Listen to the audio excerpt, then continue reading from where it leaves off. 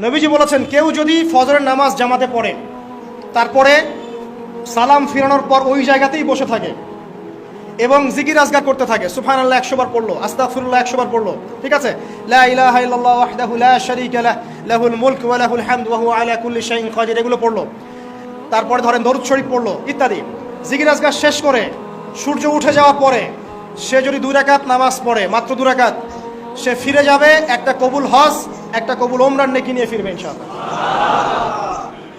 আরেকটা নামাজ আছে, যদি পসিবল হয় পড়তে পারেন, 8টা থেকে 10টার মধ্যে পড়ে ফেললে ভালো, এরপরে সূর্য উঠে যায়, সূর্য গরম হয়ে যায়।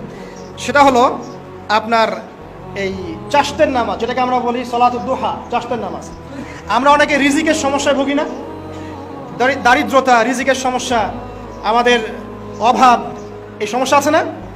চাশতের নামাজ যে ব্যক্তি নিয়মিত পড়বে তাকে 2টা ফজিলত দেওয়া হয়। কয়টা ফজিলত?